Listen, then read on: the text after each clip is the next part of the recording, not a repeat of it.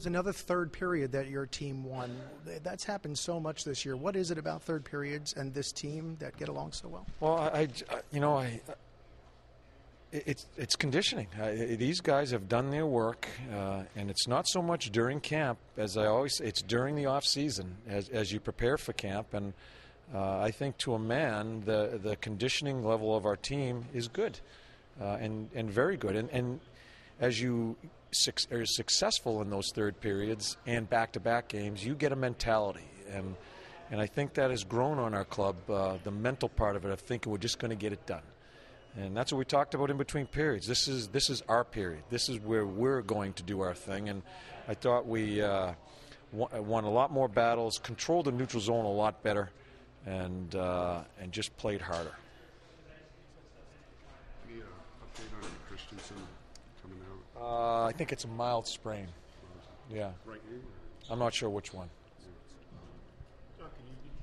The dichotomy of the last two games. You had 52 shots against the Islanders the other night, and you only surrendered 20. Tonight, you surrender 43 shots, and yet you still come away. Is that just a... Well, we've got to find a way to win these types of games. And Hank stood in there for us. He's an important guy in this type of situation, and he gave us a chance, and then I thought our game grew. So we're not going to be perfect. There's going to be nights that... And tonight, the first half, we couldn't make a pass where they were knocking them down all the time, and they just controlled it on us. But we were given a chance by our goalie, and then we found our game as we went on. And I'm happy about that. We're finding ways to win different ways. And so it's 2 points. We'll take it and get the hell out of here. What was it that you saw that caused you to move Dubinsky back up and drop Zuccarello? Well, it wasn't that particular line. I just want to change the lines, just to try to see if something else would happen. And with Zook tonight, it was one of those games. I didn't feel comfortable putting him in some spots, and I've always had that line in mind where Doobie, Stepp, and Gabby to come back to it sooner or later, and then things fell into place there. I thought Sean gave us some good minutes. I wanted to bump him up a little bit in certain situations. So it wasn't one particular thing. I just didn't think we were playing that well. And we weren't creating much offense. In the second period, I thought we created more and played better. It was another night where Brian Boyle made a difference. Did his play stand out to you? Yeah, him and Artie. I tell you, Brian's been he's been doing everything for us in all situations, and was really good in the third period defensively in our end zone. And Artie, I think, has been strong. He takes it to the net and gets tomahawked, no call.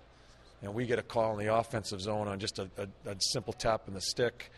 But Artie's bringing the puck to the net and doing a lot of good things along the boards. Up the middle, I thought those two guys really carried the play for us.